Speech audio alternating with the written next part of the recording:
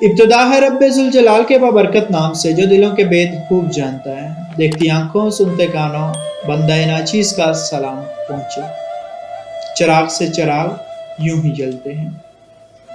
جنازے کے ساتھ ساتھ چلتے ہوئے سب لوگ کلمہ پڑھ رہے تھے۔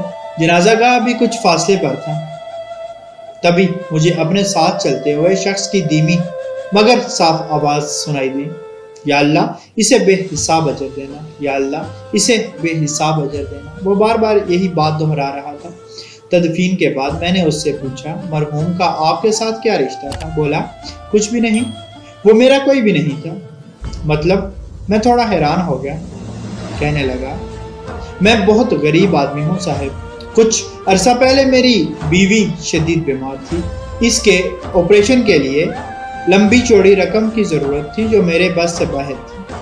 ہر طرف سے مایوس ہو کر گاؤں کے چودھری سے اس شرط پر قرضہ لیا کہ اگر 1 سال کے اندر ادا نہ کر سکا تو وہ اس میں سود کی رقم بھی شامل کر دے گا۔ اس وقت میں دکھ اور غم سے نڈھال تھا اور ضرورت مند بھی، اس لیے مان گیا، لیکن جلد ہی احساس ہو گیا کہ اتنی بڑی رقم تو میں کئی سالوں میں بھی ادا نہیں کر سکوں گا۔ یہی دکھ اور غم لیے مسجد میں بیٹھا اللہ سے فریاد کر رہا تھا، رو رو کر اس سے وسیلہ مانگ رہا تھا کہ وہ میری مشکل آسان فرما دے۔ یہ مرحوم قریب ہی بیٹھا نماز پڑھ رہا تھا، اس نے شاید میری آوازاری سن لی، پاس آ کر بولا، میں زیادہ امیر تو نہیں ہوں، لیکن وعدہ کرتا ہوں کہ اللہ کی رضا کی خاطر تمہارا قرض اتارنے میں تمہاری مدد کروں گا۔ اور پھر اس نے واقعی اپنا وعدہ پورا کیا۔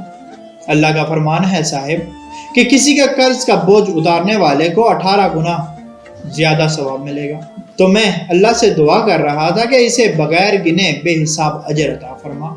جس نے اللہ کی رضا کی خاطر میری مدد کی تو کیا میں اس کے لیے بہترین اجر کی دعا بھی نہ کروں؟ وہ تو اللہ ہے صاحب، سب کچھ کر سکتا ہے۔ اور میں سوچ رہا تھا دوسروں کو نفع دینے والے خود کب گھاٹے میں رہتے ہیں۔ چراغ سے چراغ یوں ہی جلتے ہیں۔